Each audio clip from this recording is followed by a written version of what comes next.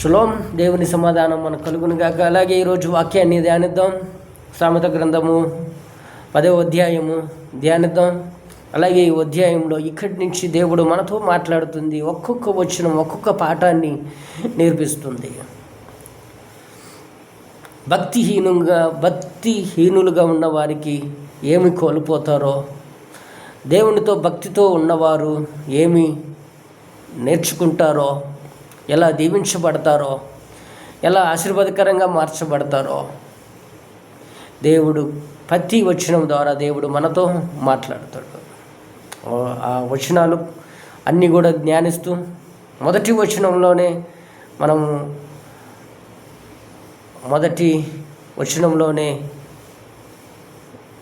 అద్భుతమైన మాటని మనం చూసి ముందుకు వెళ్దాం. ఈ సామెతలు రాసింది సొలొమోను. సామెతలన్నీ కూడా సొలొమోనే రాశాడు అని మనం అనుకుంటాం. కానీ ఇక్కడ ప్రత్యేకంగా సామెతలు సొలొమోను చెప్పిన సామెతలు ఫస్టే ఉంటుంది బిగినింగ్లో. తర్వాత కింద చదువుదాం. సామెతల గ్రంథము 10వ అధ్యాయము మొదటి నుంచి. జ్ఞానము గల కుమారుడు తన తండ్రిని సంతోషపరచును, బుద్ధి లేని కుమారుడు తన తల్లికి దుఃఖము పుట్టించును. ఎవరంట? జ్ఞానము కలిగిన కుమారుడు తన తండ్రిని సంతోషపరచును, బుద్ధి లేని కుమారుడు తన తల్లికి దుఃఖము పరుచును. కాబట్టి ఈరోజు ప్రతి ఒక్కరము కూడా తల్లి తండ్రిని సంతోషపెట్టేవారిగా ఉందాం.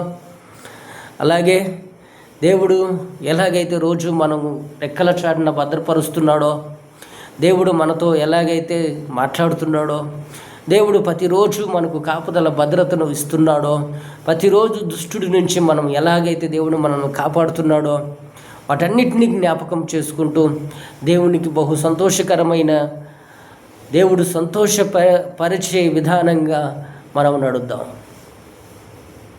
మనం తల్లిదండ్రులను కూడా బాధ పెట్టేవారిగా ఉండకుండా వాళ్ళని సంతోషపరిచేవారిగా ఉందాం. ఎందుకని ఆ మాట చెప్తాడా అంటే, వాళ్ళు బహు దీవించబడతారు, బహు ఆశీర్వదించబడతారు, బహు హెచ్చించబడతారు.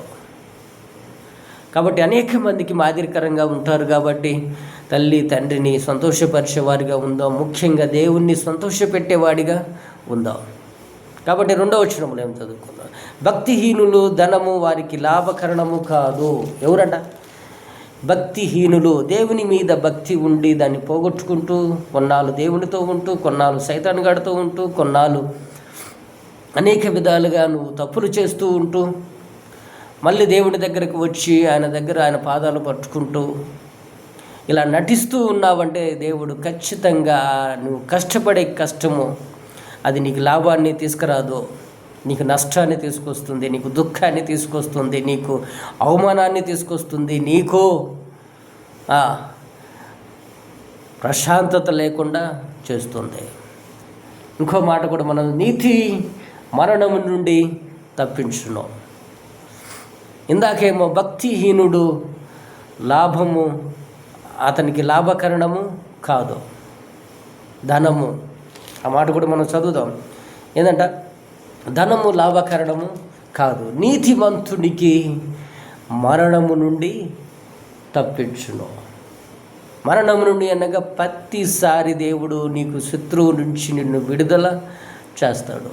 నీతిగా యథార్థంగా నువ్వు దీవించినట్లయితే దేవుడు ఖచ్చితంగా మనల్ని ఆశీర్వాదకరంగా మారుస్తాడు. అలాగే మనకు వచ్చిన ప్రతి ఇబ్బందుల నుంచి తొలగిస్తాడు. అలాగా యెహోవా నీతిమంతుని ఆకలిగొననీయడో, భక్తిహీనుని ఆశ భంగమై పోవును. ఎవరంటండి? యెహోవా నీతిమంతునికి ఆకలి గొననీయడు, మరి భక్తిహీనునికి ఆశ భంగమైపోవును. ఈరోజు నీ జీవితాన్ని నువ్వు చూసుకున్నట్లయితే, లేదా ఇతర జీవితాలను నువ్వు చూసినట్లయితే, ఒకవేళ నీకంటే వాళ్ళు బహు సంతోషంగా ఆనందంగా ఉన్నట్లయితే, ఈరోజు నువ్వు ఆకలితో అలమటించిపోతున్నట్లయితే, ఒకసారి దేవుని దగ్గరకు వచ్చి విచారిద్దాం. ప్రభువా, నేను భక్తిహీనుడై ఉన్నాను, ప్రభువా, నేను నిలబడిన స్థితిలో నుంచి నిలబడకుండా పడిపోతూ ఉన్నాను. నాయనా, నీ నీతి అనే వస్త్రాన్ని నాకు ధరింపచేయి. ప్రతిరోజు చేయాల్సిన ప్రార్థన. అనేకసార్లు మనం పడిపోతూనే ఉంటాం, కానీ పడిపోతున్నప్పుడు దేవుని పాదాలు పట్టుకొని, ఆయన నీతిమంతుడు గనక, ఆయన పరిశుద్ధుడు గనక, ఆయన యథార్థవంతుడు గనక ఆయనకు మొరపెట్టినట్లయితే మనల్ని ఖచ్చితంగా దేవుడు నిలబెడతాడు. ఎలా నిలబెడతాడో తెలియదు, కానీ ఖచ్చితంగా అయితే నిలబెడతాడు. కాబట్టి ప్రతి ఒక్కరూ కూడా భక్తిహీనులుగా ఉండకుండా, యెహోవా నీతిమంతుని ఆకలి కొననీయడు. కాబట్టి ఈరోజు నువ్వు అనేక ఇంట్లో పరిస్థితులు బాగలేక, తినడానికి కూడా తిండి లేక అల్లమటించిపోతున్నట్లయితే, దేవుడి వాక్యము నుంచి నీతో మాట్లాడేది, నీ తప్పులు నువ్వు తెలుసుకొని సరిదిద్దుకొని నిలబడినట్లయితే దేవుడు ఖచ్చితంగా నీకు కూడా మంచి రోజులు, మంచి జీవితము దేవుడు మనకు కూడా అనుగ్రహిస్తాడు. కాబట్టి ఇంకొక వచనంలో మనం చదువుకుందాం. బద్ధకముగా పనిచేయువాడు దరిద్రుడవుగును, శ్రద్ధ గలవాడు ఐశ్వర్యవంతుడవుగును. ఎవరంటాడు? బద్ధకముగా పనిచేయువాడు దరిద్రుడవుతాడు. తర్వాత శ్రద్ధగా పనిచేయువాడు ఐశ్వర్యము నొందుతాడు. కాబట్టి ప్రతి ఒక్కరూ కూడా పనిచేసే విషయంలో ఏమాత్రము నీ ఒళ్ళును దాచుకోకుండా, నీ ఉన్న బలాన్ని దాచుకుంటూ పని చేస్తున్నట్లయితే నువ్వు దరిద్రుడు అవుతావు. కాబట్టి నీకు ఇచ్చిన పనిని దేవుడు శక్తి కొలదిగా చేయాలి. నువ్వు చేయాల్సిన పని రీతిగా నువ్వు చేయాలి. నువ్వు చేసినట్లయితే దేవుడు ఖచ్చితంగా నీకు మంచి రోజులు ఇస్తాడు, మంచి ఐశ్వర్యమును దేవుడు మనకు అనుగ్రహిస్తాడు. కాబట్టి పనిచేసే విషయంలో బద్ధకంగా పనిచేయకుండా శ్రద్ధగా పనిచేద్దాం. పనిచేసే విషయంలో ఈరోజు అనేక మందికి మనం చూస్తూ ఉంటాం, చాలామంది టయానికి రారు, లేదా మనము కూడా చాలా వరకు టయానికి పోము. పనిచేసే కాడ గొనుగుడు, పనిచేసే కాడ బద్ధకము, లేటుగా వెళ్ళినా కూడా ఇంకా బద్ధకము. కాబట్టి ఎంత లేటుగా వెళ్ళినా నువ్వు చేయాల్సిన పనిని నువ్వు శక్తికి మించిన చేసినట్లయితే దేవుడు ఈరోజు మనల్ని కూడా దీవెనకరంగా మారుస్తాడు, ఐశ్వర్యవంతులుగా చేస్తాడు. కాబట్టి కష్టం చేసే విషయంలో ఏమాత్రము వెనకాడొద్దు.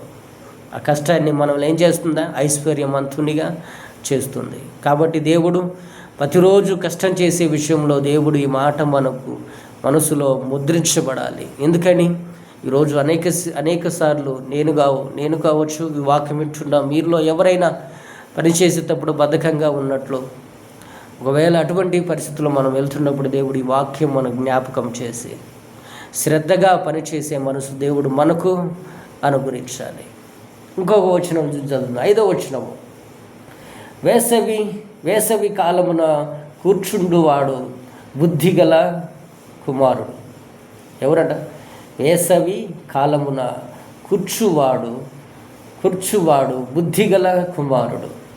కోత కాలమున నిద్రించువాడు సిగ్గుపరచు కుమారుడు. ఏందంట? పనిచేసే టైంలో పని చేయకుండా నువ్వు కూర్చున్నట్లయితే ఎవరంట? బుద్ధిగల కుమారుడు. అవునా? కాదు. నువ్వు పనిచేసే టైంలో నువ్వు పని చేసినట్లయితే నువ్వు బుద్ధిగల కుమారుడు. వేసవి కాలములో కూర్చుకోవటము అనంగా ఎండ్ల కాలంలో వర్షాలు ఉండవు, నువ్వు ఏ పని చేయాల్సిన ఎటువంటి ఆటంకము ఉండదు. ఎండ్లకాలం వచ్చినప్పుడు నీ పని అంతటిలో నువ్వు పని చేసేవాడిగా, రాబోయే కాలంలో ఎండ్లకాలం తర్వాత వర్షాకాలం వస్తుంది కాబట్టి ఆ వర్షాకాలంలో పనులు మనకు ఉండవు. కాబట్టి వాటి పట్ల బహు జాగ్రత్తగా ఉండి నువ్వు వేసవి కాలంలో నువ్వు కష్టపడి పనిచేసి నువ్వు పోగు చేసుకున్నట్లయితే దేవుడు వర్షాకాలంలో ఎప్పుడైతే నీకు ఇబ్బంది వస్తుందో ఆ ఇబ్బంది నుంచి దేవుడు నిన్ను తప్పించే విధానంగా చేస్తాడు. అలాగనే కోతకాలంలో అనంగా పనిచేసే విషయంలో చేయకుండా నువ్వు నిద్రపోతున్నావు అంటే ఏమవుతాడు? నిద్రపోతున్నట్లయితే నిద్రించువాడు సిగ్గుపరచు కుమారుడు. పని చేసిన టైంలో నువ్వు పని చేయకుండా నిద్రపోతున్నట్లయితే దేవుడు సిగ్గును కలుగు చేస్తాడు. నువ్వు నలుగురిలో తాళెత్తకుండా లేకపోతావు. నీ కుటుంబాన్ని చూసినప్పుడు అయ్యో జాలిపడేసే విషయంలో ఉంటారు. ఎందుకని నువ్వు చేయాల్సిన టైంలో పని చేయకుండా నువ్వు తిరిగినట్లయితే నీకు అవమానము, నీ కుటుంబానికి నింద. కాబట్టి ప్రతి ఒక్కరూ కూడా దేవుడు చెప్పిన మాట, చేయాల్సిన టైంలో కష్టాన్ని చేద్దాం. అది శక్తికి మించినట్టు విధానంగా చేద్దాం. తర్వాత 6వ వచనంలో, నీతిమంతుని తల మీదికి ఆశీర్వాదములు వచ్చును, బలత్కార్యము భక్తిహీనుని నోరు మూసివేయును. ఏందంట? నువ్వు నీతిగా యథార్థముగా నువ్వు జీవిస్తున్నట్లయితే నీ మీదకి ఏమొస్తుందంట? ఆశీర్వాదము వచ్చును. బలత్కార్యముగా ఏ బాధ్యత లేకుండా తిరుగుతూ, ఈ కుటుంబాన్ని పట్టించుకోకుండా నువ్వు విచ్చలవిడిగా తిరుగుతూ, దేవుని మీద భయము భక్తి లేకుండా నువ్వు తిరుగుతున్నట్లయితే నువ్వేమవుతావంట? నీ నోరు మూయబడుతుంది. నలుగురిలో నువ్వు తలెత్తుకోలేకుండా పోతావు, నలుగురిలో నువ్వు మాట్లాడలేకపోతావు. ఎందుకని? నీకు వచ్చిన ఇబ్బంది అసమంటిది కాబట్టి, నీకు వచ్చిన నింద అసమంటిది కాబట్టి ప్రతి ఒక్కరు కూడా నువ్వు పని చేసే విషయంలో ఖచ్చితంగా పనిచేసేవారిగా ఉందాం. తర్వాత 7వ వచనంలో, నీతిమంతునికి జ్ఞాపకము చేసుకొనుట ఆశీర్వాదకరము, భక్తిహీనుల పేరు అసహాయత పుట్టించును. ఎవరినంటండి? ఒకవేళ నిన్ను జ్ఞాపకం చేసుకుంటూ ఉన్నారా ఎవరైనా? అది మంచి మనసుతో జ్ఞాపకం చేసుకుంటున్నారా, లేదా నీ మీద ఎటువంటిదంట అసహ్యతతో జ్ఞాపకం చేసుకుంటున్నారా? నీతిమంతుడిని జ్ఞాపకం చేసుకునుట ఆశీర్వాదము.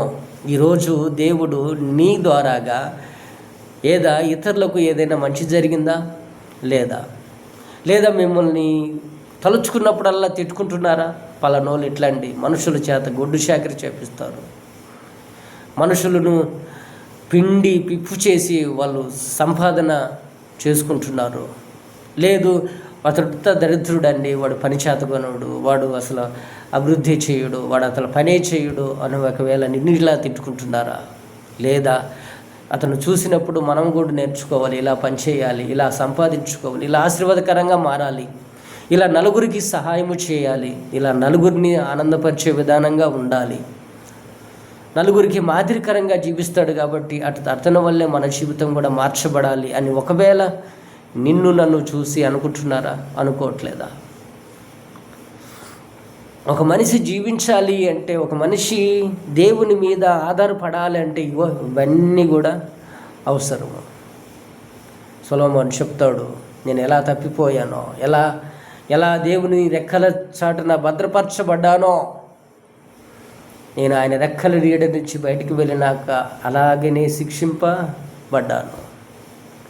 కాబట్టి మొదటిగా దేవుడు మనకు నేర్పించే ప్రతి పాఠము మనకు ఆశీర్వాదకరంగా మారుతుంది. ఈ సామెతల గ్రంథాన్ని ధ్యానించే విషయంలో భక్తిహీనులు ఏమవుతారు, నీతిమంతులు ఏమవుతారు, బుద్ధిమంతులు ఏమవుతారు, ఇవన్నీ కూడా రాయబడి ఉంటుంది.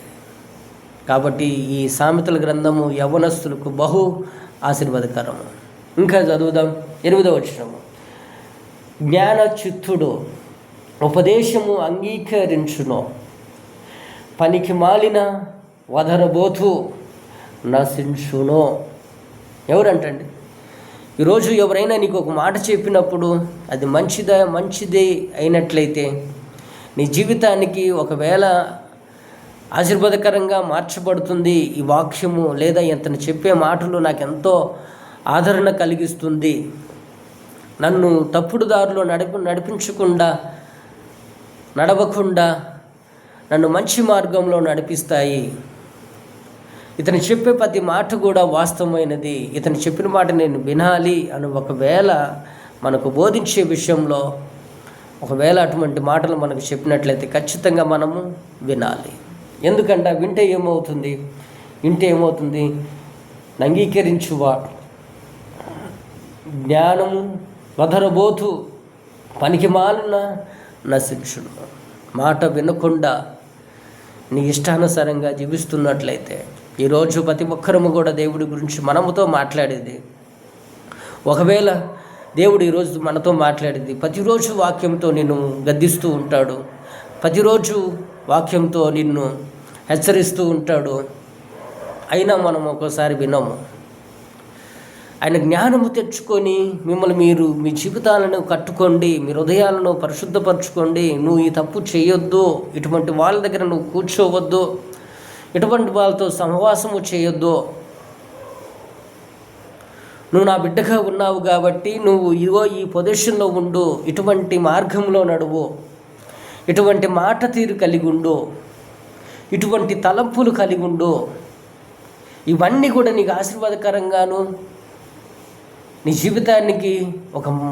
జీవితానికి ఒక ఆశీర్వాదకరమైన వాతావరణాన్ని తీసుకొస్తుంది.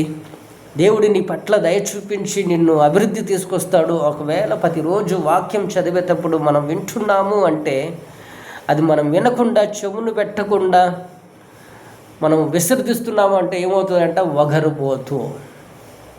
నువ్వు దేవుని మాట వినకుండా నీ ఇష్టానుసారంగా జీవిస్తున్నావు కాబట్టి నువ్వేమవుతావు? నశించుతావు. ఆ జీవితంలో నేను నేర్చుకునే పాఠము, దేవుడికి చాలాసార్లు ఒక రోజులో దేవుడి మాట వినకుండా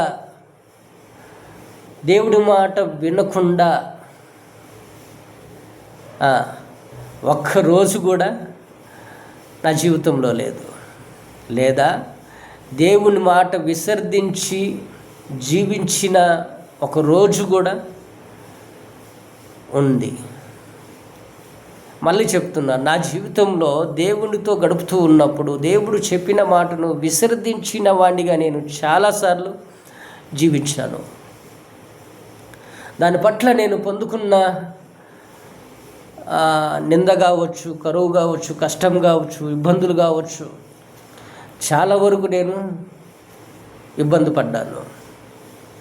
అలాగే నేను ఎప్పుడైతే దేవుని మాట వింటామో కొన్నిసార్లు ఇబ్బందులు కూడా వస్తాయి, కానీ ఒక ధైర్యాన్ని అయితే ఇస్తుంది. ఏమాట అంటే దేవుడు ఖచ్చితంగా నాకు మార్గాలను తెరుస్తాడు, నాకు మార్గాన్ని తెరుస్తాడు, నాకు దారిని చూపిస్తాడు. దేవుడే నాకు దిక్కు కాబట్టి ఆయనే నన్ను ఏ స్థితిలో నుంచి అయినా నన్ను లేవనెత్తగలడు, నన్ను పోషించగలడు అని చెప్పి ఒక ధైర్యాన్ని అయితే దేవుడు ఖచ్చితంగా ఇస్తాడు. నువ్వు ఎప్పుడైతే దేవుని మాట వినకుండా, ఆయన మాటను నువ్వు చెవును పెట్టకుండా నువ్వు వెళ్తూ ఉంటావో, అదిగో వగదరబోతు నశించినట్టుగా నీ జీవితాన్ని నాశనకరమైన జీవితాన్ని నువ్వే చేసుకుంటున్నావు. కాబట్టి ఎవరైనా మనకు మంచి మాట చెప్పినప్పుడు, మనుషులు కావచ్చు, నీ వాక్యం ద్వారా కావచ్చు, ఎవరైనా ఒక మంచి మాట చెప్పినప్పుడు చెవును పెడదాం, వినేవారిగా ఉందాం, సరిదిద్దుకొని మన జీవితాలను కట్టుకుందాం, దేవునికి బహు దగ్గరగా జీవిద్దాం. తర్వాత 9వ వచనం, యథార్థంగా ప్రవర్తించువాడు నిశ్చయముగా నిర్భయముగా ప్రవర్తించును. ఎవరంటండి? యథార్థముగా ప్రవర్తించువాడు నిర్భయముగా ప్రవర్తించుడు. కుటీల వర్తకుడు బయలు పడునో.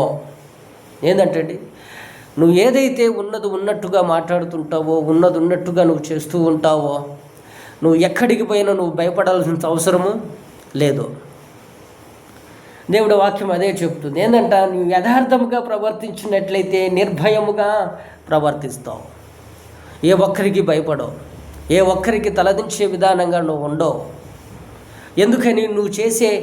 నువ్వు చేసే యథార్థమైన ప్రవర్తన అనగా నువ్వు చేసే ప్రతి పనిలో నీతి నిజాయితీ కలిగి ఉంటావు కాబట్టి, ఏ ఒక్కరికి నువ్వు తలదించే అవసరం లేదు కాబట్టి, అటువంటి తలంపులతో నువ్వు ఉన్నావు కాబట్టి, నువ్వు తప్పుడు మాటలు, తప్పుడు వ్యవహారం నువ్వు చేయవు కాబట్టి, ఒక్కోసారి నీ మాట బహు ఖండించే విధానంగా ఉంటుంది కాబట్టి, నువ్వు ప్రవర్తించే ప్రవర్తన మంచిది కాబట్టి నువ్వు ఎవరికి తలదించిన అవసరము లేదు.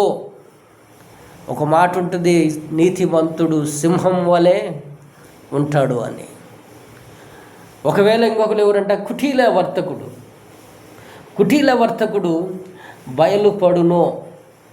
ఏందంట, నువ్వు ఏదైతే ఇతరుల మీద అబద్ధాలతో, ఇతరులను మోసాలతో, ఇతరులతో నీ మాటలను మభ్యపెడుతూ వాళ్ళని నీ మాయ మాటలతో నువ్వు వాళ్ళని వంచనతోనూ నువ్వు వాళ్ళని ఒకవేళ నీ అవసరత కోసం, నీ సంపాదన కోసం, వాళ్ళని అటువంటి వారిగా చేస్తేనే నేను ఇలా సంపాదించుకోగలను అని ఒక్కొక్కసారి నువ్వు చేసే ప్రతి మాట ఏమవుతుంది? బయలుపడుతుంది. ఆ రోజుకు నువ్వు బయటపడకపోవచ్చేమో, కానీ నువ్వు అబద్ధాలతో నిండిపోయినా, మోసాలతో ఎటో ఒకట సంపాదించుకోవాలి. నీతిగా యథార్థంగా ఉంటే మనం సంపాదించుకోలేము, మనం దాచుకోలేము. మనం ఇలాగుంటేనే మనం డబ్బులు సంపాదించుకోగలము. నలుగురిని విసర్జిస్తేనే, నలుగురిని హేళన చేసే విధానంగా చేస్తేనే, నలుగురిని మాయ మాటలతో మబ్బుపుస్తేనే మనం సంపాదించుకుంటాము అని ఒకవేళ మనం అనుకున్నట్లయితే ఏమవుతాడంట, అది ఎప్పుడో ఒకసారి నీ సంపాదన కోసం ఒకవేళ మాయ మాటలతో వాళ్ళని మబ్బుపుచ్చినట్లయితే, వాళ్ళని హేళన చేసే విధానంగా మోసపుచ్చినట్లయితే, నీ మాటలతో వాళ్ళని లేనిపోయిన వాటిని చెబుతూ వాళ్ళని మబ్బుపుచ్చినట్లయితే అవి ఎప్పుడో ఒకసారి బయటపడతాయి. నిన్ను హీనంగా, దీనంగా, హేళన చేసే విధానంగా చేసేస్తాయి. కాబట్టి ప్రతి ఒక్కరము కూడా ఇటువంటి వాటిని మానుకుందాం. తర్వాత 10వ వచనం, కనుసైగా చేయువాడు వ్యధ పుట్టించును, పనికి మాలిన వదరబోతూ నశించును. ఎవరంట? కనుసైగ చేసేవాళ్ళు వ్యధ పుట్టించును. ఈరోజు అనేక సార్లు మనం మాటలు మాట్లాడేటప్పుడు కొంతమంది కనులతో సైగా చేస్తూ ఉంటారు. వాళ్ళలో ఆ కనుసైగలు ఏం చేస్తారంటే వ్యధ పుట్టిస్తారు, లేనిపోయిన వాటిని పుట్టిస్తారు, లేనిపోయిన సందేహాలను పుట్టిస్తారు, లేనిపోయిన వాటిని పుట్టించే వారిగా ఉంటారు. కాబట్టి కనుసైగలు చేసే వాళ్ళని చాలాసార్లు ఇప్పుడు ఈ వాక్యం వింటున్న ప్రతి ఒక్కరు కూడా కనుసైగలు చేసేవారిని కూడా గమనిస్తూ ఉంటాం. కాబట్టి అటువంటి వారు మన లోపల వ్యధను పుట్టిస్తారు. నీ హృదయంలో నుంచి అలజడుల్ని పుట్టిస్తారు. నీ హృదయంలో నుంచి అనేక భావాలను వాళ్ళు రేపుతారు. అది మంచి కావచ్చు, చెడు కావచ్చు. కాబట్టి నీ హృదయంలో ఉన్న ప్రతి మాటను వాళ్ళు కనుసైగలు చేస్తున్నప్పుడు అది మంచిది అయినట్లయితే జాగ్రత్త పడదాం. ఒకవేళ నన్ను దేవునికి దూరం చేసేయో, పాపానికి లోనయ్యేవో, నిన్ను జీవితాన్ని నాశనం చేసేయో అటువంటి కనుసైగలు అయినట్లయితే ఖచ్చితంగా వాటికి దూరంగా వెళ్దాం. ఇక్కడ కూడా ఒక మాట ఇందాక మనం చదువుకున్నట్టు వదరబోతు అని ఉంది. అంటే నువ్వు ఆలోచింప చేయకుండా ఒకవేళ నీ మంచి గురించి వాళ్ళు ఒకవేళ కనుసైగ చేసి కొంచెం జాగ్రత్త పడవని చేసినా కూడా కొన్నిసార్లు మనం పట్టించుకోకుండా, మనము మన తెలివితేటలతో, మన వ్యవహారాలతో జాగ్రత్త పడకుండా, ఆలోచింప చేయకుండా మూర్ఖంగా ఆంబోతు వల్లే ముందుకు వెళ్ళకూడదు. జాగ్రత్త పడదాం. వాళ్ళు చెప్పేది మంచిదా చెడ్డదా వ్యధ అనంగా నీలో ఉన్న దానిని వాళ్ళు రేపుతారు. వాళ్ళు కనిపెట్టే విధానంగా చేస్తారు, గ్రహించే విధానంగా చేస్తారు. ఇతడు ఎందుకు నన్ను చూసి కనుసైగ చేస్తున్నాడు, దేనికి? ఒకవేళ నన్ను అపవిత్రపరిచేదో, నన్ను తప్పుడు దారిలో నడిపించేదైతే ఇటువంటి వాటికి మనము తాపిబద్దాం. ఒకవేళ మనల్ని సరిచేసేయో, మనల్ని జాగ్రత్త పరిచేయో ఒకవేళ అయినట్లయితే ఖచ్చితంగా మనం జాగ్రత్త పడాలి. వదరుబోతువులను నశించకుండా తప్పించుకుందాం. కాబట్టి ప్రతి ఒక్కటి దేవుడు ప్రతి వచనం ద్వారా మనతో మాట్లాడుతూ ఉంటాడు. తర్వాత 11వ వచనం, నీతిమంతుని నోరు జీవపు ఊట, భక్తిహీనుల నోరు బలత్కార్యము మరుగుపరుచును. ఎవరిదనంటండి? నీతిమంతుల నోరు జీవపు ఊట. వాళ్ళు మాట్లాడే ప్రతి మాట అది ఎంతగానో ఇతరులను బలపరుచుద్ది, ఇతరులను మంచి దారిలో నడిపించుద్ది. వాళ్ళు మాట్లాడే ప్రతి మాటలో ఎంతో నెమ్మదిని పుట్టిస్తుంది, ఎంతో కొద్దిగా మంచి జీవితాన్ని కలిగించులాగున పుట్టిస్తుంది. జీవపు ఊట అనంగా నీలో ఉన్న మంచిదానిని రేపుతుంది. కానీ ఇంకొకరు ఎవరంట భక్తిహీనులు. వాళ్ళ నోరు మూయబడుతుంది. వాళ్ళు మాట్లాడే ప్రతి మాట శాపంగా మారుతుంది, ఇతరులను బాధించే వారిగా ఉంటుంది, ఇతరులను గాయపరిచే విధానంగా చేస్తుంది, మనుషులను హేళన చేసే విధానంగా చేసేస్తుంది.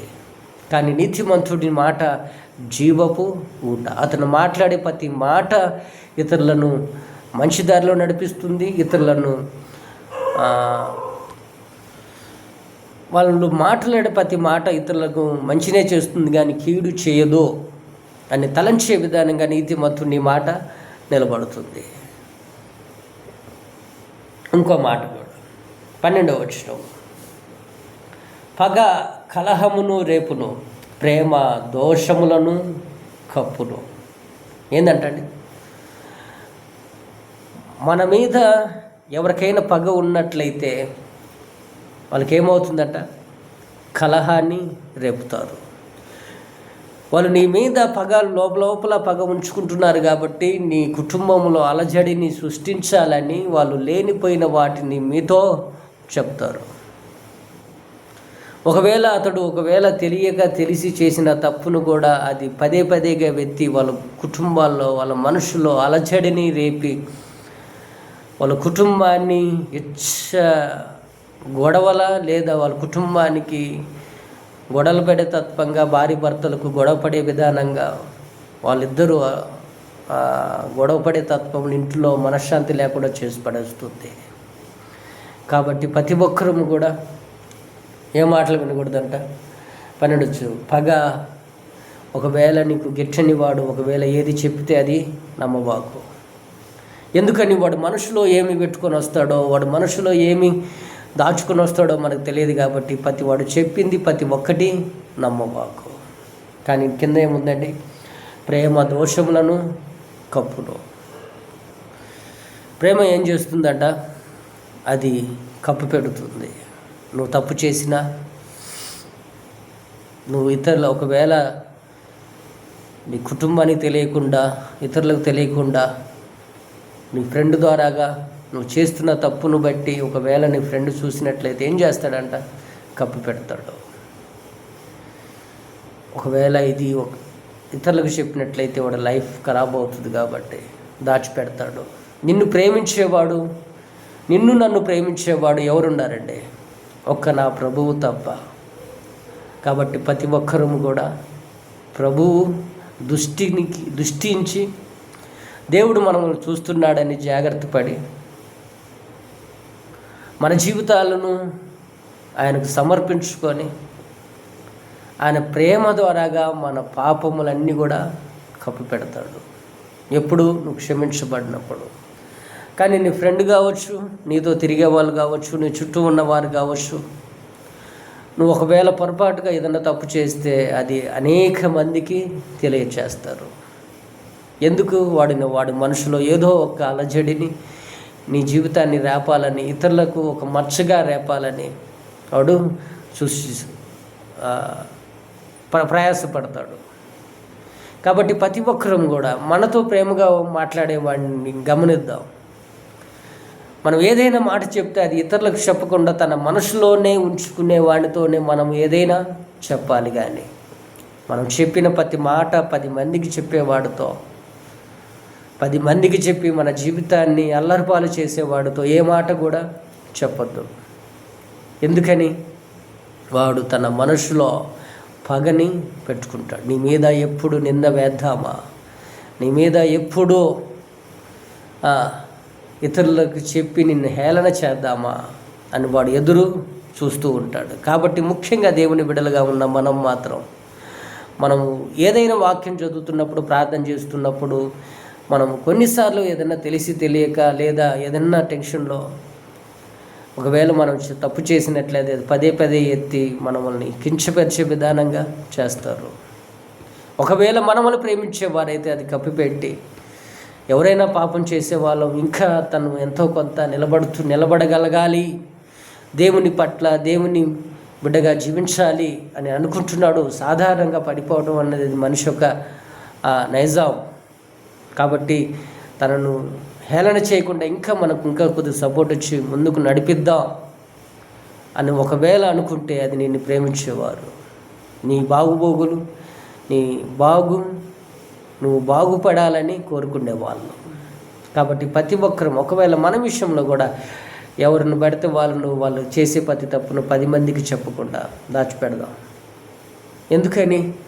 మనం కూడా అటువంటి వారమే కాబట్టి ఇతరులను తప్పులు పట్టేదానికంటే మన తప్పులను మనం తెలుసుకోవటం చాలా అవసరం.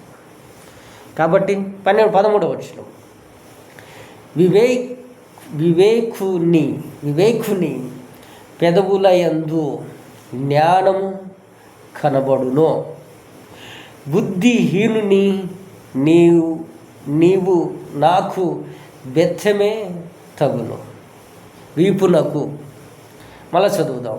వివేకుని పెదవుల యందు జ్ఞానము కనబడును, బుద్ధిహీనునికి వీపునకు బెత్తమే తగును. వివేకి ఏం చేస్తాడంటే అండి, వివేకము అనంగా నిన్ను తగ్గించుకున్న వాడివి నువ్వేం చేస్తావయ్యా అంటే ఇతరులను గమనిస్తూ ఉంటావు, ఇతరులను పరిశీలన చేస్తూ ఉంటావు, ఇతరులను చేసే ప్రతి తప్పును చూసి వాళ్ళు ఎలాగైతే ఇబ్బందులు పడుతున్నారు, ఎందుకు ఇబ్బంది పడుతున్నారు, దేనికి ఇబ్బంది పడుతున్నారు, ఎందుకు ఇలాగా తయారవుతున్నారు వాళ్ళు అని చెప్పి నువ్వు జ్ఞానముని పొందుకుంటావు.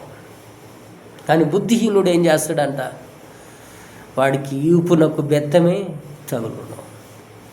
సపోజ్ ఈరోజు మనము చాలాసార్లు దేవుడు మనతో మాట్లాడుతుంటాడు, ఇలా ప్రవర్తించినట్లయితే మీ జీవితాలు ఇలా ఖరాబ్ అయితే ఇలా పాడు చేసుకుంటారు, మీరు నా సన్నిధిలో అగపడరు, మిమ్మల్ని నరకానికి తీసుకెళ్లాల్సి వస్తుంది, ఇటువంటి పాప బంధకములు మీరు చేయకుండా మీరు ఉండండి, మీరు నీతిమంతులుగా నా బిడ్డలుగా జీవించండి, నేను చెప్పిన ప్రతి మాటను ఆధారం చేసుకొని బ్రతకండి అని ఒకవేళ దేవుడు మనతో చెప్పినట్లయితే మనం ఏమంటామండి, వినము. ఏం కావాలంట, దేవుడు మాట వినకుండా పోయి చేయరాని పనులు చేసి దేవుడు తెచ్చిన శిక్షను ప్రతి రోజును అనుభవిస్తాం. ఎందుకని? ఆయన చెప్పిన మాట మనం విన్నాము కాబట్టి మనకు వీపునకు బెత్తమే తగలాలి. ఎవరంట వీళ్ళు? బుద్ధిహీనుడా? బుద్ధిహీనుడు వీపునకు బెత్తమే తగులును. కాబట్టి ప్రతి ఒక్కరూ కూడా దేవుడు చెప్పిన మాట విని మనం జ్ఞానాన్ని తెచ్చుకొని మన జీవితాలను మార్చుకుందాం. దేవుని మాట వినకుండా ఆయన శిక్షను ప్రతిరోజు ప్రతి వారము ఆయన శిక్షనే మనం కోరుకున్నట్లయితే దేవుడు ప్రతిసారి మనల్ని గద్దిస్తూ ఉంటాడు, ఆయన వాక్యం ద్వారా మనల్ని గద్దిస్తూ ఉంటాడు, మన ఇబ్బందుల ద్వారా మనల్ని గాయపరుస్తూ ఉంటాడు, మనకు అనేక విధాలంగా మనల్ని శిక్షించే విధానంగా దేవుడు మనల్ని తీసుకెళ్తాడు. మనం ఒకవేళ మన కుమారుల్ని మన బిడ్డలను మనం చూసుకున్నట్లయితే ఎప్పుడైతే మన మాట వినకుండా మనకు వ్యతిరేకమైన పనులు చేస్తారో ఖచ్చితంగా వాళ్ళని కొట్టే విధానంగా మనము వెళ్తాం. ఏదో ఒక కట్టె తీసుకొని ఖచ్చితంగా వాళ్ళని కొట్టాలి అనే విధానంగా మనం వెళ్తాం. కానీ దేవుడు కొడతాడా? ఎలా కొడతాడు? కష్టాలను ఇబ్బందులు తెచ్చో, కరువును తెచ్చో నిన్ను శిక్షిస్తాడు, నిన్ను గాయపరుస్తాడు. కాబట్టి ప్రతి ఒక్కరూ కూడా దేవుడు అంటున్నాడు, మీరు వివేకముతో తగ్గింపు తత్వముతో దేవుని దగ్గర ఉండండి. నువ్వు దేవుని దగ్గర తగ్గింపు తత్వంతో ఉన్నట్లయితే దేవుడు నీకు జ్ఞానాన్ని ఇస్తాడు, తెలివినిస్తాడు, మంచిగా బతికే విధానంగా దేవుడు నిన్ను నడిపిస్తాడు. కాదు నేను అలా ఉండను, నేను ఇలాగే ఉంటాను అని అంటే మాత్రం దేవుడు నువ్వు ఎలాగైతే నీ కుమారుడిని ఎలాగైతే కొట్టాలనుకుంటావో దేవుడు అదే రీతిగా మనల్ని కూడా కొడతాడు. కాబట్టి ప్రతి ఒక్కరము కూడా బహు జాగ్రత్తగా దేవుని దగ్గర ఉంటున్నప్పుడు బహు జాగ్రత్తగా ఉందాం. ఆయన బెత్తముతో ప్రతిసారి, వాక్యంతో ప్రతిసారి నిన్ను గద్దిస్తూ నిన్ను ఒకవేళ సరిచేయాలని అనుకుంటున్నాడు అంటే అది మన మంచి గురించే, మనము బాగుపడాలనే దేవుడు కోరుకుంటున్నాడు. కాబట్టి అటు ఆయన మాట వినకుండా పోతే మాత్రం ఆయన శిక్ష నుంచి ఏమాత్రం మనం తప్పించుకోము. కాబట్టి ఇంకా కొంచెం ముందుకు వెళ్దాం. 14వ వచనం, జ్ఞానులు జ్ఞానము సమకూర్చుకొందురు, మూడుల నోరు అప్పుడే నాశనము చేయును. ఏంటంటే జ్ఞానులు జ్ఞానము మూసుకొని, అవునా, మూసుకొని సమకూర్చుకొందురు. జ్ఞానము కలిగిన వాళ్ళంటే ఇంకా మనం జ్ఞానము తెచ్చుకోవాలి. మన పని పాటలు కావచ్చు, మన కుటుంబాన్ని కట్టుకునే విషయంలో కావచ్చు, దేవుడిచ్చిన జ్ఞానం విషయంలో మనము బహు జాగ్రత్తగా ఉండి ఇంకా దేవుని దగ్గర జ్ఞానాన్ని పొందుకుందాము అనేవాడు ఎలాగుంటాడంట? మౌనముగా ఉంటాడు, సైలెంట్గా ఉంటాడు, వినయము కలిగి ఉంటాడు. కానీ ఇంకొకరు ఎవరంట? మూడుల నోరు అప్పుడే నాశనము చేయును. ఎప్పుడంట? అప్పుడే. కొన్నిసార్లు మనం వాక్యాన్ని విన్నప్పుడు అబ్బో ఎంత ఆనందంగా పడిపోతామో. దేవుడు అలా మాట్లాడాడు, ఇలా మాట్లాడాడు, దేవుడు నాతో ఇలా మాట్లాడాడు, ఈ వాక్యం నాకు వచ్చింది, ఈ వాక్యం ద్వారా దేవుడు నాతో మాట్లాడాడు అని చెప్పి నువ్వు నేర్చుకునే పాఠం ఎంతవరకు మనకు తెలియదు, కానీ మనం నేర్చుకునే పాఠం ఎంతవరకు మనకు తెలియదు, కానీ ఇతరులకు చెప్పే విషయంలో మాత్రం అప్పుడే వెళ్ళగలుగుతాం. కానీ దేవుడు అంటున్నాడు, నీ మౌనమే నువ్వు దేవుని దగ్గర తగ్గింపు తత్వంతో, సాత్వికముతో, వినయముతో నువ్వు దేవుని దగ్గర కూర్చొని ఆలోచింపజేసినట్లయితే, జ్ఞానించినట్లయితే ఇంకా దేవుడు జ్ఞానాన్ని నీకు అనుగ్రహిస్తాడు. అట్లా కాకుండా నువ్వు వెళ్ళగక్కుతున్నట్లయితే నువ్వేమవుతావంట? నాశనం అవుతావు. నాశనకరమైన వాతావరణాన్ని నువ్వు తీసుకొచ్చుకుంటావు. జ్ఞానాన్ని పొందుకుందామా? నాశనకరమైన వాటిని కొని తెచ్చుకుందామా? కాబట్టి ప్రతి ఒక్కరం కూడా దేవుడిచ్చిన జ్ఞానాన్ని పొందుకుందాం. తర్వాత 15, ధనవంతుని ఆస్తి వారికి ఆశ్రయ పట్టణము, దరిద్రుని పేదరికము వానికి నాశనకరం. ఎవరికంటే ధనవంతునికి ఆశ్రయ పట్టణం. డబ్బు సంపాదించాలి అనుకునేవాడికి అదే ఆయనకి ఆశ్రయ పట్టణం. డబ్బుని సంపాదించాలి, కూడబెట్టాలి అనే మనస్సు కలిగి ఉన్నవాడు ఏం చేస్తాడంటే అదే పట్టణము, అదే తనకి ఇల్లు. తనకున్న చుట్టూ ఉన్న వాతావరణాన్ని ప్రశాంతత కలిగిస్తుంది, కుటుంబాన్ని మంచి దారిలో నడిపిస్తుంది. సపోజ్ ఈరోజు మనము డబ్బు అనేక మంచిని అదే చేస్తుంది, చెడును అదే చేస్తుంది. కానీ పేదరికాన్ని ఒకవేళ డబ్బు ఉన్న వాడిని చూసినప్పుడు పేదరికం ఏమవుతుందంట? నాశనమే కలుగుతుంది. డబ్బు లేనివాడు ఎప్పటికి కూడా నేల స్థితికో లేకుంటే అణిగి ఉండే విధానంగా చేస్తుంది. వాడి జీవితం ఎప్పుడు నాశనం అయిపోతుందో, ఎప్పుడు బాగుపడుతుందో అనేది కొట్టుమిట్టు ఆడుతుంది. కానీ ధనవంతుడికి ఇల్లు మాత్రం అదే పట్టణము, ధనమే పట్టణము, వాడి ఆస్తే వాడికి పట్టణము. ఇంకొక మాట ఉంటుంది, నీ ధనము ఎక్కడ ఉంటుందో నీ హృదయము అక్కడ ఉంటుంది. కాబట్టి మనము దేవుని మీద పెడదాం. డబ్బును సంపాదించిన, ధనాన్ని సృష్టించిన, ఏది సృష్టించినా ఆయనకు కలగకుండా ఏది ఈ భూమి మీద ఏది జరగలేదు. కాబట్టి దేవుణ్ణి ఆశ్రయిద్దాం, దేవుణ్ణి నమ్ముకుందాం. నిత్య జీవముకు వారసులుగా దేవుడు చేస్తాడు. కాబట్టి ఈ లోకంలో ఎంతవరకు ఉంటామో మనకు తెలియదు. దేవునితో ఖచ్చితంగా మనము అనేక దినాలు ఉంటాం. ఆయన సన్నిధిలో ఆయన ఆరాధించే వారిగా, ఆయన బిడ్డలుగా జీవిద్దాం. కాబట్టి దరిద్రుడిగా ఉండేదానికంటే మన కుటుంబం పట్ల, మన బిడ్డల పట్ల ఎంతో కొంత ప్రయాసపడేవారిగా, ఎంతో కొంత ధనాన్ని కూడబెట్టి మన బిడ్డలను ఆశీర్వాదకరంగా మార్చే విధానంగా చేద్దాం. అలాగనే 16వ వచనం, నీతిమంతుని కష్టాజీతము జీవదాయకము, భక్తిహీనుని కలుగు వంచబడి పాపము పుట్టించును. ఏంటంటే నీతిమంతునికి కష్టాజీతము జీవదాయకము. నువ్వు నీతిగా యథార్థంగా కష్టపడుతున్నట్లయితే దేవుడు నీకు ఆరోగ్యాన్ని, ఆనందాన్ని, సంతోషాన్ని, సమృద్ధిగా దేవుడు నీకు అనుగ్రహిస్తాడు. కానీ ఇంకోటి ఏంటంటే భక్తిహీనుడు వంచబడిన తన పాపము.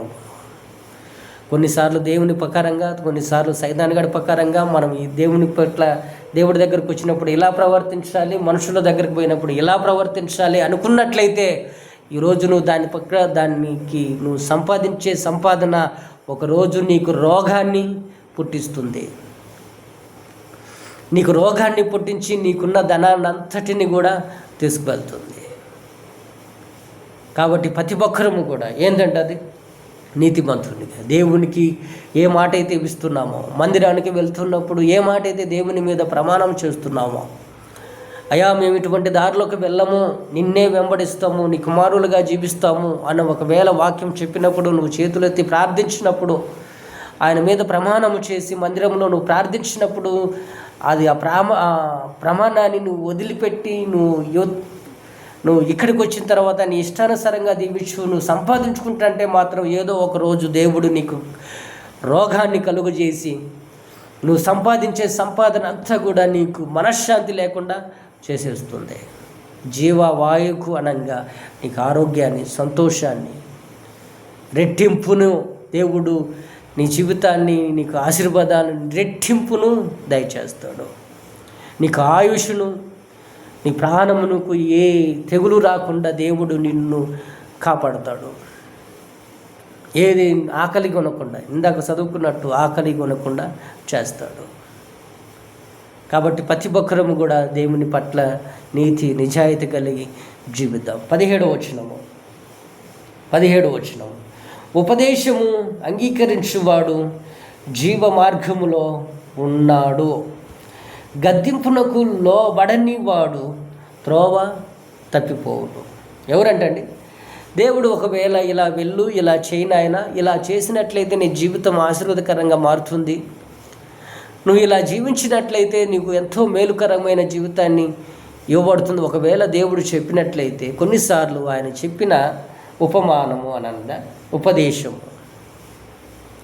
ఒకవేళ దేవుడు జ్ఞానము కలిగి ఇలా చేయి అను ఒకవేళ దేవుడు నీకు తలంపు ఇచ్చినప్పుడు ఆ తలంపును వదిలేసి, కింద ఏముందంటే 17వ వచనంలో భక్తి కాదు, గద్దింపునకు లోబడిన వాడు త్రోవ తప్పిపోవును. ఆయన గద్దించినప్పుడు, ఆయన ఉపదేశం ఇచ్చినప్పుడు మనం వినకుండా ఉన్నట్లయితే మనం తప్పిపోతాం. ఎక్కడి నుంచి? దేవుని దగ్గర నుంచి. సొలొమోను అక్కడే తప్పిపోయాడు. సొలొమోనుని 10 ముమ్మారు దేవుడు పిలుస్తాడు. సొలొమోను అని అంటే వినడే, దారి తప్పిపోతాడు. తిరిగిరా, నీకు పట్టిన మనుషుల నుంచి విడిపించుకొని రా, నా దగ్గరకు రా అని అంటే రాలేకపోతాడు. దేవుని మాట చెవును కూడా పెట్టడు, తప్పిపోతాడు. కాబట్టి ఈరోజు మనం ధ్యానించే విషయంలో దేవునికి తప్పిపోతున్నామంటే ఎప్పుడు తప్పిపోతాం ఒకసారి మనం ధ్యానించండి, ఒకసారి ఆలోచన చేయండి. వాక్యం ఏదైతే మనకు బోధించబడుతుందో, వాక్యం దేవుడు ఏదైతే మనతో మాట్లాడుతాడో అది చేయకుండా మనము మన సొంత ఆలోచనలతో, సొంత తెలివితేటలతో మనం చేసినప్పుడు మనం దేవుని గురించి తప్పిపోతాం, దేవుడి దగ్గర నుంచి దూరం అయిపోతాం, దేవుడి దగ్గర నుంచి దూరమై పాపానికి అలవాటు పడతాం.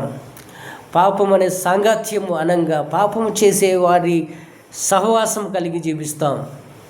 అది నిన్ను ఈరోజు 10 అడుగులు చేస్తుంది, రేపు 100 అడుగులు చేస్తుంది, రేపు దూరమై చేసి పడేస్తుంది.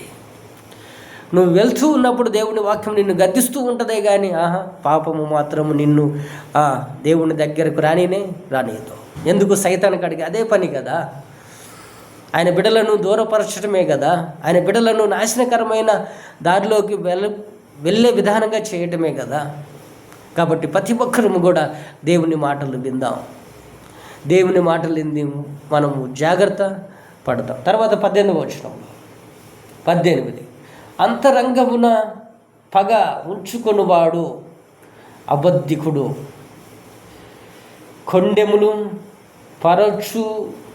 కొండెము పరచరము చేయువాడు బుద్ధిహీనుడు. ఏంటంటండి, అంతరంగంలో ఏం దాచిపెట్టుకుంటాడంట? పగ దాచిపెట్టుకున్నవాడు. మనం చాలాసార్లు సపోజ్ మనం కూడా కొన్నిసార్లు మాట్లాడుతూనే ఉంటాం. కాబట్టి దేవుడు అటువంటి దాని గురించి మనకు దూరపరచునుగాక. అలాగే దేవుడు ఒకవేళ ఇతరులతో మనం మాట్లాడేటప్పుడు మన మనసులో ఒకటి ఉంటుంది, బయటికి ఇంకొకలా మాట్లాడతాం. ఏంటంటే మన మనసులో ఒకటి ఉంటుంది కానీ బయటికి ఒకటి మాట్లాడతాం. మన మనసులో పగంతా పెట్టుకొని ఏదో వాడికి మంచి మాటలు చెప్పినట్టుగా, ఏదో వాడిని బహు ఆశీర్వాదకరంగా మార్చినట్టుగా, వాడి జీవితాన్ని ఒక మంచి దారిలో నడిపించినట్టుగా, అలాంటి మాట మనసులో మాత్రం పగబెట్టుకొని ఉంటాం. వీడెప్పుడు నాశనం అవుతాడా, ఇప్పుడెప్పుడు పడిపోతాడా, వీడి కుటుంబం రోడ్డు మీద పడుతుందా, వీడు నాకంటే బలపడుతున్నాడు కదా, నాకంటే అభివృద్ధి చెందుతున్నాడు కాబట్టి ఈయనెప్పుడు నాశనం చేద్దామా. ఈ రోజుల్లో మనం చూస్తున్నామా లేదా? సపోజ్ కొన్నిసార్లు ఈరోజు మనం దేవుని వాక్యాన్ని మనం వింటున్నా, మనం ఒకవేళ చెప్తున్నా, మనము కూడా కొన్నిసార్లు అటువంటి పరిస్థితుల గుండా వెళ్ళాం. కాబట్టి ప్రతి ఒక్కరు కూడా మనుషులు నమ్ముట కంటే, రాజులను ఆశ్రయించుట కంటే యెహోవాను నమ్ముకొనుట మేలు. ఎవరున్నట్టండి? మనిషిలో ఏమాత్రము నీతి నిజాయితీ అనేది ఉండదు. కానీ ఎప్పుడైతే దేవుని దగ్గరకు వస్తాడో, ఎప్పుడైతే దేవుని వాక్యం విని సరిచేయబడతాడో, ఎప్పుడైతే తన జీవితాన్ని దేవునికి అంకితం చేస్తాడో, అప్పుడు నుంచి తన జీవితంలో ప్రభువుకు చోటు లేదు, ఇంకే ఒక్కరికి చోటు లేదు అనుకుంటాడో, అటువంటి భావం నుంచి తొలగించబడతాడు.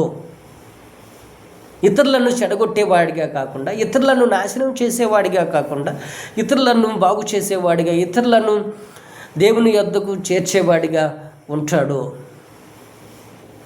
కాబట్టి ప్రతి ఒక్కరము కూడా, వాక్యం వింటున్న ప్రతి ఒక్కరు కూడా మనుషుల్లో ఒకటి పెట్టుకొని ఇతరులను గాయపరిచేవాడిగా, తర్వాత కొండెములను అంటే జగడములు పెట్టేవాడిగా, నీకు ఇతరులకు గొడవ పెట్టేవాడిగా చేయువాడు బుద్ధిహీనులు. వాళ్ళకి బుద్ధి ఏమాత్రం ఉండదు, ఇతరులను నాశనం చేయకుండా ఉండదు. కాబట్టి ఈ బుద్ధిహీనత నుంచి దేవుడు మనల్ని విడిపించుబడును గాక. తర్వాత 19వ వచనం, విస్తారమైన మాటల్లో దోషం ఉండక మానదు, తన పెదవులను మూసుకొనువాడు బుద్ధిమంతుడు. ఎవరంటండి? నీ నోరు ఉదయం నుంచి సాయంత్రం వరకు మాట్లాడుతూ ఉన్నదంటే మాత్రం నీ నోరు మంచిది కాదు. నువ్వు ఎలా పడితే అలా మాట్లాడుతూ ఉన్నావంటే నీ నోరు మంచిది కాదు. ఒక మాట మనం పెద్దోళ్ళ మాట అంటారు, నోరు మంచిదైతే నోరు మంచిదైతే ఊరంతా కూడా మంచి అవుతుంది. నోరు చెడ్డదైతే నీ పక్కన ఉన్న వాళ్ళు కూడా నీకు చెడ్డవుతారు. కాబట్టి దేవుడు చెప్పే ప్రతి మాట నువ్వు విస్తారముగా మాట్లాడేదానికంటే కొంచెము మాట్లాడి మౌనంగా ఉండటము మంచిది.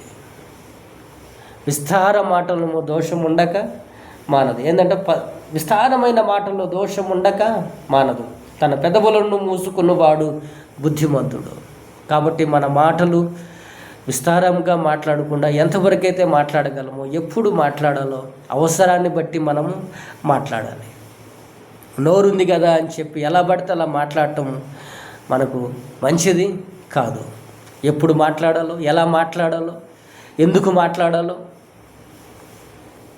తెలుసుకొని మాట్లాడినట్లయితే అది మనకు మంచిది. కాకుండా అట్లా కాకుండా బుద్ధిహీనుడిగా ఎలా పడితే అలా మాట్లాడటం, విస్తారమైన మాటల్లో దోషం ఉంటుంది. మాట్లాడుతూ ఏదో ఒక తప్పు మాట అని పడేస్తావు. కాబట్టి అటువంటి నీలో ఉన్న లోపట ఉంచుకొని బయటకు ఒకటే మాట్లాడే ప్రతి మాటలో దోషం ఉండక మానదు. కాబట్టి విస్తారముగా మాట్లాడకుండా ఏమి మాట్లాడాలో, ఎప్పుడు మాట్లాడాలో, ఎందుకు మాట్లాడాలో, ఎంతవరకు మాట్లాడాలో మనం మాట్లాడినట్లయితే అది ఏం చేస్తుందంట మనకి? ఏం చేస్తుందంట? కింద చదువుతాం 20వ వచనం. నీతిమంతుని నాలుక ప్రశస్తమైన వెండి వంటిది, భక్తిహీనుల ఆలోచన పనికి మాలినది. అవునా? 20వ వచనంలో ఏందంట? నీతిమంతుని నాలుక ప్రశస్తమైన వెండి వంటిది. నీతిమంతుడు మాట్లాడే ప్రతి మాటలో ఏ దోషం ఉండదు, ఏ కలహము ఉండదు. ఎందుకని? అతడు మాట్లాడే ప్రతి మాట ఇతరులను బాగు చేసే విధానంగాను, ఇతరులను సమాధానపరిచేవారిగాను, ఇతరులను కీడు నుంచి తప్పించే విధానంగాను, ఇతరులను మంచి దారి నడిపించే విధానంగాను చేస్తుందంట. ఏంటంటే నాలుక ప్రశస్తమైన వెండి కంటే, అంటే తెల్లని మచ్చలేనిదిగా నిలబడుతుంది. నీలో మాట్లాడే ఏ కుటిలత ఉండదు. కాబట్టి ప్రతి ఒక్కరము కూడా మాట్లాడేటప్పుడు బహు జాగ్రత్త కలిగి మాట్లాడదాం. ఎంతవరకు మాట్లాడాలో అంతవరకు మాట్లాడదాం. భక్తిహీనుల ఆలోచన పనికి మాలినది. భక్తిహీనుడు అనగా దేవునితో కొంత ఉండి కొంత పడిపోతూ మళ్ళీ దేవుని దగ్గరకు వస్తూ మళ్ళా లోకానుసారమైన జీవితాన్ని జీవిస్తూ. సపోజ్ ఈరోజు నేను మాట్లాడుతున్నది ప్రతి ఒక్కరము సరిచేయబడాలి, నాతో కూడా సరిచేయబడుతూ దేవునికి బహు దగ్గరగా జీవించబడాలి. నన్ను నేనుగా చదువుకుంటూ, నన్ను నేనుగా ప్రశ్నించుకుంటూ, ఒకవేళ ఈ మాటలు వింటున్న ప్రతి ఒక్కరు కూడా దేవునికి దగ్గరికి రావాలని, దేవుని యొద్దకు చేరాలని, వాళ్ళు కూడా రక్షణ పొందుకొని నిజమైన దేవుణ్ణి నమ్మాలని కోరుకుంటున్నాను. కాబట్టి ఇదిగో ఈ ఛానల్ని మొదలుపెట్టాను.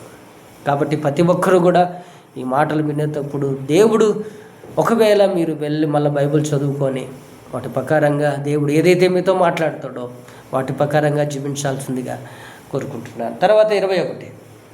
నీతిమంతుని పెదవులు అనేకులకు ఉపదేశించును, బుద్ధి లేక పోవుట చేత మూఢులు చనిపోవుదురు.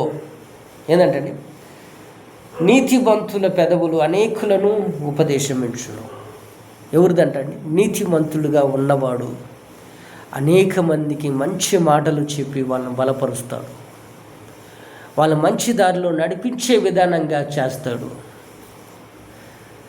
మరి రెండో వాళ్ళు ఎవరంటండి?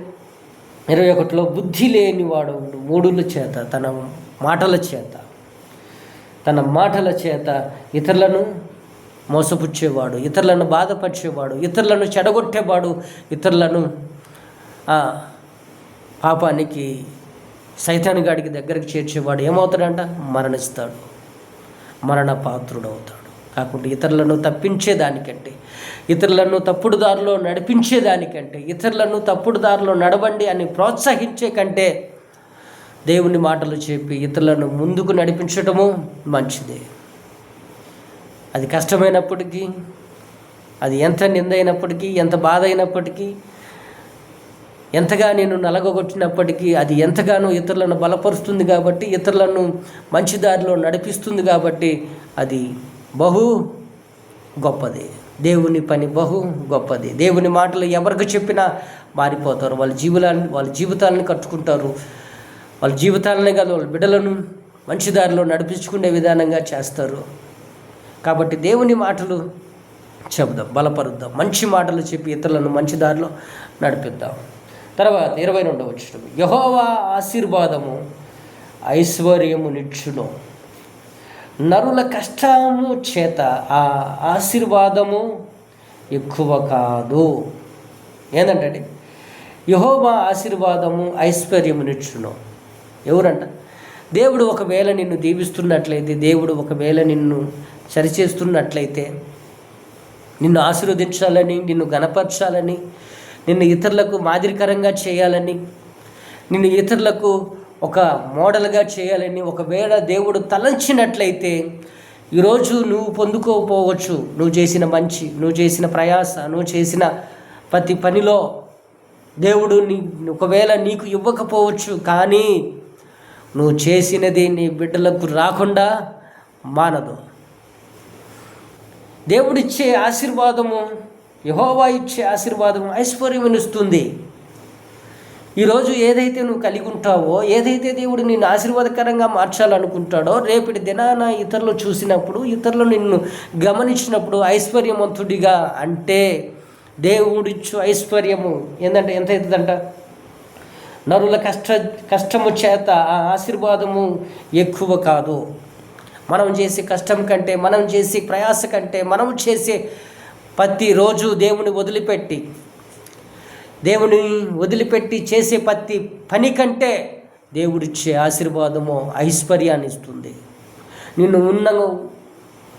నిన్ను ఉన్నతమైన నడిపించే విధానంగా చేస్తుంది. కొన్నిసార్లు పడిపోవచ్చు, కొన్నిసార్లు దేవుడు నిన్ను లేవనెత్తుతాడు, కొన్నిసార్లు నువ్వు దీనస్థితుడిగా ఉండొచ్చు, కొన్నిసార్లు నువ్వు ఒక హీనుడిగా ఇతరులకు కనపడవచ్చు. కానీ దేవుడు ఖచ్చితంగా నిన్ను మంచి దారిలో నడిపిస్తాడు. ఆ రోజు నా జీవితము లెక్కనే ఒకవేళ పడుతూ లేస్తూ కెరటము వల్లే ఉండొచ్చు, కానీ దేవుడు ఒకరోజు మన జీవితాలను ఆశీర్వాదకరంగా మారుస్తాడు, ఇతరులకు మాదిరికరంగా చేస్తాడు.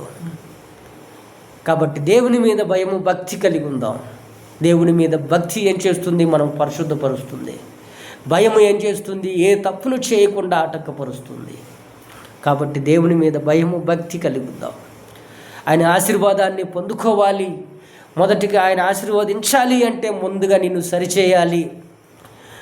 ముందుగా నిన్ను ఆయన రూపులోకి మార్చుకోవాలి. ముందుగా నిన్ను ఆయన రూపులోకి మార్చుకున్నాక నిజమైన ఇప్పుడు కానీ ఇచ్చినట్లయితే పోగొట్టుకోకుండా ఇతరులకు ఆశీర్వాదకరంగా మారుతాడు. ఎప్పుడైతే దేవుడు అనుకుంటాడో అప్పుడే మన జీవితాలను దేవుడు ఖచ్చితంగా మారుస్తాడు. ఆయన ఐశ్వర్యాన్ని ఇస్తాడు. కాబట్టి ప్రతి ఒక్కరము కూడా వాక్యాన్ని వింటున్నప్పుడు మనకెందుకు మంచి జరగట్లేదు, ఎందుకు నాకు ఈ కష్టాలు, నాకెందుకు ఈ బాధలు, ఒకసారి నువ్వు జీవితాన్ని సరిచేసుకో. నువ్వు దేవుని బిడ్డగా ఉంటున్నాను అంటున్నావు, సరిగ్గా ఉంటున్నావా? నువ్వు నిజంగానే దేవుని బిడ్డగా జీవిస్తున్నావా? నీ మాట ద్వారాగా, నీ ప్రవర్తన ద్వారాగా నిజంగానే నువ్వు పనిచేసే కష్టంలో దేవుడు ఆశీర్వాదం ఉందా? లేదా ఇతరులను బాధించుకుంటూ, ఇతరులను వేధించుకుంటూ, నీ పని చేసే వారితో ఏడిపించుకుంటూ పని చేసుకుంటున్నావా? లేదా వాళ్ళకి ఇవ్వాల్సిన డబ్బును ఎగ్గొట్టి నువ్వు జీవిస్తున్నావా? అయితే అది నీకు మంచిది కాదు. దేవుడు నిన్ను సరిచేసే విధానంగా ఉన్నాడు. ఇంకా సరిచేసేదే కాడే ఉన్నావు కాబట్టి ఇంకా నీకు ఆశీర్వాదము రావట్లేదు. ఒకవేళ నిన్ను పూర్తిగా సరిచేసినాక, నువ్వు పూర్తిగా లోపడ్డాక, నువ్వే నాకు దిక్కు, నువ్వు తప్ప నాకు ఎవరు లేరు అని ఎప్పుడైతే ఆయన పాదాల చెంతకు చేర్చి నువ్వు మొరపెడతావో దేవుడు ఖచ్చితంగా నీకు మార్గాలు తెరుస్తాడు. ఉన్నతమైన స్థానంలో నన్ను నిలబెడతాడు. కాబట్టి ప్రతి ఒక్కరూ కూడా బాధపడాల్సిన అవసరం లేదు, దిగుడు పడాల్సిన అవసరం లేదు. ఈ లోకంలో ఉన్నది శాశ్వతం కాదు. ఉదయం నుంచి సాయంత్రం వరకు ఎక్కడ తిరుగుతున్నామో, ఎక్కడ ఏం చేస్తున్నామో, ఇంటికి పోతామో లేదో గ్యారంటీ లేదు. కానీ ఒకటి మాత్రం గ్యారంటీ, దేవుని దగ్గరికి వెళ్తామా, నరకానికి వెళ్తామా? ఈ రెండు విషయాలు చేసి ఆయన ఐశ్వర్యమును పొందుకుంటాం. ఇక్కడ ఆశీర్వాదకరంగానే మారుతాం, అక్కడ మాత్రం తన ఐశ్వర్యాన్ని మనం పొందుకుంటాం. ఇంతగా ధన్యతను చూపిస్తున్నప్పుడు దేవుణ్ణి వదిలిపెట్టి తిరగటం మనకు మంచిది కాదు. ఒకవేళ వదిలిపెట్టి తిరిగినా సొలొమోను వల్లే మళ్ళా తిరిగి రాకుండా తప్పిపోకూడదు. దేవుడు పిలిచినప్పుడు తిరిగి వద్దాం, సరిచేయబడదాం, మళ్ళా దేవుని బిడ్డగా నిలబడాలని మళ్ళా కంకణము కట్టుకొని ముందుకు వెళ్దాం. కాబట్టి ఇంకా కొన్ని చదువుకుందాం. 22వ వచనం చదువు. 23వ వచనము, చెడు పనులను చేయుట బుద్ధిహీనునికి ఆటగా ఉన్నది, వివేకికి జ్ఞాన పరిశ్రమ చేయుట అట్టిదే. ఏంటంటే జ్ఞాన పరిశ్రమ చేయుట అట్టిదే. ఎవడంట అండి? చెడ్డ పనులు చేయవాడు ఎవడంట? బుద్ధిమంతుడు. ఆటగా అనిపిస్తుంది. కొన్నిసార్లు నా జీవితంలో నేను చేశాను, ఈ వాక్యం వింటుండలో ఒకవేళ మీరు చేసినట్లయితే ఖచ్చితంగా సరిచేయబడదాం. దేవుడు ఏ తప్పైనా చేయొద్దో, తప్పుడు వాటిని చూడొద్దో, తప్పుడుకి అలవాటు పడొద్దు, నీ కళ్ళను అపవిత్రపరచుకోవద్దు, నీ హృదయాన్ని అపవిత్రపరచుకోవద్దు, నువ్వు ఇతరులను పాడు చేసే విధానంగా, ఇతరులను దేవునికి దూరం చేసే విధానంగా ఉండొద్దు. అటువంటి వారికి ఏమంటుందంట, కొన్నిసార్లు ఆటగా అనిపిస్తుంది. మనిషి జీవితాలతో ఆటలాడేవారు ఇదిగో బుద్ధిహీనులు. కాబట్టి దేవుడు అంటున్నాడు అది మనకు మంచిది కాదు. 23వ వచనం చదువుకున్నాం. 24వ వచనంలో భక్తిహీనుడు దేవునికి భయపడునో. ఎవరంటండి? భయపడునో అది వాని మీదికి వచ్చును. దేవునికి భయపడునో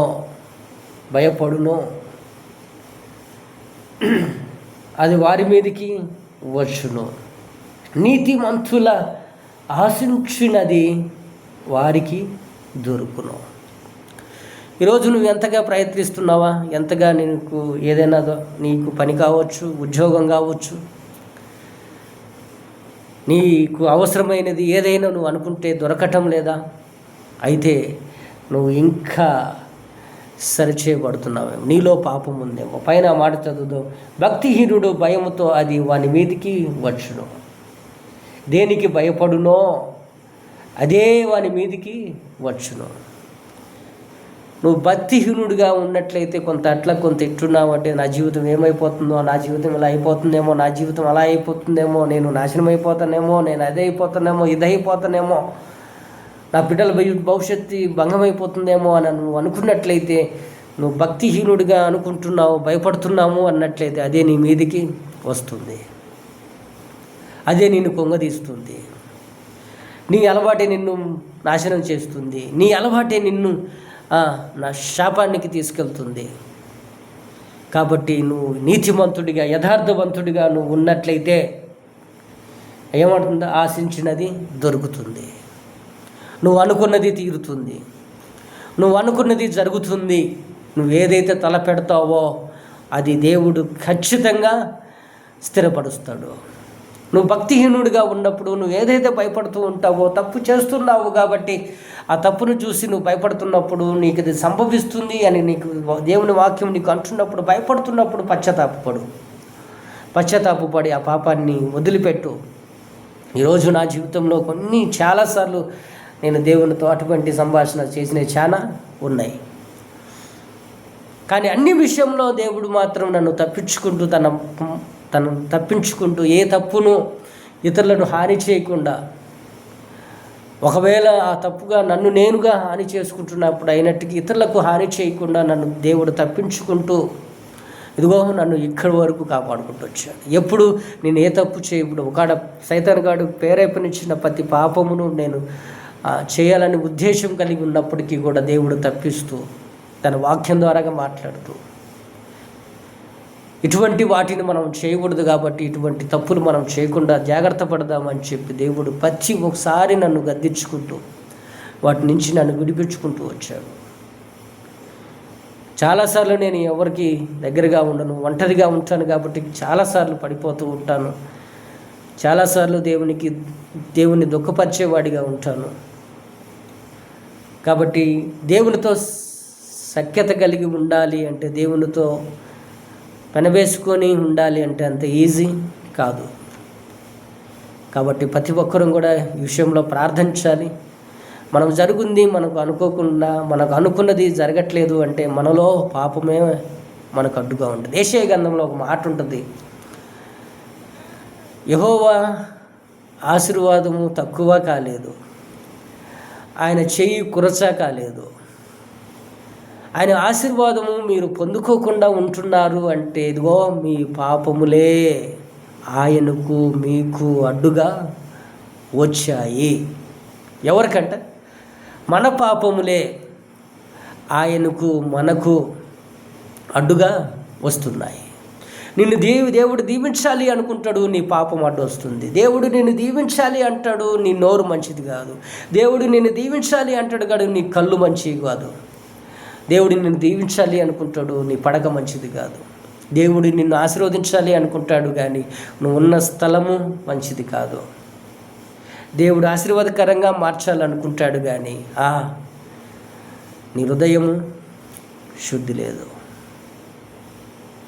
నువ్వు తిరగకూడని చోట తిరుగుతున్నావు, ఉండకూడని చోట ఉంటున్నావు, చేయకూడని చోట పనులు చేస్తున్నావు. కాబట్టే దేవుడు ఆశీర్వాదము నీకు రాకుండా అడ్డుగా పడుతుంది. కాబట్టి ఈరోజు ఈ వాక్యం ప్రతి ఒక్కరికి ఆశీర్వాదకరంగా మారాలని అనుకుంటున్నాను. ఇంకా కొంచెం ముందు చూద్దాం. 25వ వచనము.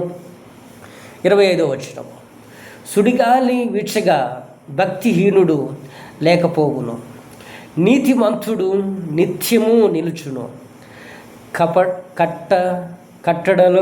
కట్టడం వలె ఉన్నాడు. ఎవరంటండి?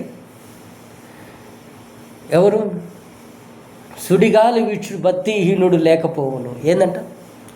గాలి విసరుగానే, గాలి ఎలా వచ్చిందంటే ఇలా వచ్చి అలా వెళ్ళిపోతుంది. అలా వెళ్ళపోను కానీ ఎవరు అతంట? బుద్ధిహీనుడా? బుద్ధిహీనుడు కాదు, భక్తిహీనుడు. నీతిమంతుడు నిత్యము నిలుచును, కట్టడముల వల్లే ఉన్నాడు. నీతిగా జీవిద్దాం. ఎలా ఉంటాడంట? భక్తిహీనుడేమో గాలి వచ్చినట్టు విసురునట్టు అట్లా ఇలా వచ్చి ఇలా తీసుకొని వెళ్ళిపోతుందంట. కానీ నీతిమంతుడు మాత్రం స్థిరంగా నిలబడతాడంట. ఇల్లు కట్టినట్టు, కట్టడములు కట్టినట్టు, స్థిరమైన కట్టడముగా కట్టినట్టు స్థిరముగా నిలబడతాడు. ఒకవేళ నువ్వు ఉన్న చోట నుంచి నువ్వు వెళ్ళిపోతూ అనేక విధాలుగా కొట్టబడుతున్నావా? అయితే నీలో భక్తిహీనత, అంటే దేవుని మీద భయము, భక్తి సరిగ్గా లేదు. కాబట్టి ప్రతి ఒక్కరం కూడా స్థిరమైన జీవితం దేవుడు ఇవ్వాలని అనుకుంటాడు కానీ మనం స్థిరమైన తత్వము కాదు. ఈ సుడిగాలి అనగా ఏదైతే నువ్వు స్థిరంగా నిలబడాలనుకుంటావో, ఏదైతే దేవునికి బహు దగ్గరగా ఇష్టంగా ఉండాలని మన మనసులో అనుకుంటామో, ఎవడో ఒకడు వస్తాడు, వాడిని నిన్ను ఎత్తుకొని పోతాడు. ఎవడో ఒకడు వస్తాడు, వాడితో వెళ్ళిపోతావు, ఇంకా కనపడవు. మళ్ళీ ఎప్పుడో వస్తావు, మళ్ళీ ఎవడో వస్తాడు, మళ్ళీ తీసుకెళ్ళి. అంటే మనిషికి స్థిరత్వము అనేది లేకుండా ఉన్నట్లయితే దేవుడు నిన్ను ఆశీర్వదించడు. నీతిమంతుడిగా నువ్వు ఉండాలి. దేవుని ఇచ్చిన ఏదైతే నువ్వు సంఘంలో ఇస్తున్న మాటను అది క్రియల్లో చూపించేవాడిగా ఉండాలి. నువ్వు స్థిరంగా నిలబడతావు. ఎవడు నిన్ను కదల్చలేడు, ఎవడు నిన్ను తీసివేయలేడు. స్థిరమైన జీవితాన్ని, స్థిరమైన ఆశీర్వాదాన్ని, స్థిరమైన తత్వాన్ని దేవుడు నీకు ఇస్తాడు. 26వ వచనం. యెహోవా యందు భయభక్తులు కలిగి ఉండుట దీర్ఘాయువునకు కారణము. ఏంటంటే భక్తిహీనుల ఆయుష్ తక్కువై పోవును. ఏందా? యెహోవా యందు భయభక్తులు కలిగి ఉండుట దీర్ఘాయువునిస్తుంది. ఈరోజు నువ్వు యెహోవాకు భయభక్తులుగా ఉన్నావు అంటే నీకు ఏ రోగము, ఏ ఇబ్బందులు నిన్ను అంటనివ్వవు, ఏ బాధ నిన్ను అంటుకోనివ్వదు. నువ్వు స్థిరంగా ఉంటావు, బలంగా ఉంటావు, దృఢంగా ఉంటావు. కానీ ఇప్పుడు అనేక విధాలుగా అనేక రోగములతో నువ్వు ఆయాసపడుతూ తింటున్నా అది నీకు మనశ్శాంతి లేకుండా, తిన్నా నీకు రోగాన్ని పుట్టిస్తుంది, తాగినా నీకు రోగాన్ని పుట్టిస్తుంది, ఏది చేసినా నీ కడుపులో రోగం పుడుతుంది. అంటే నువ్వు దేవుని మీద భయము, భక్తి లేదు. దీర్ఘాయువు, దీర్ఘశాంతము, దీర్ఘాయువును దేవుడు మనకి ఇవ్వాలి అంటే, మన బిడ్డల జీవితాన్ని బలపరచాలంటే దేవుని మీద భయభక్తి కలిగి ఉందాం. భక్తిహీనులుగా ఉండకుండా ఆయన ఆయుష్ తక్కువ చేస్తాడు.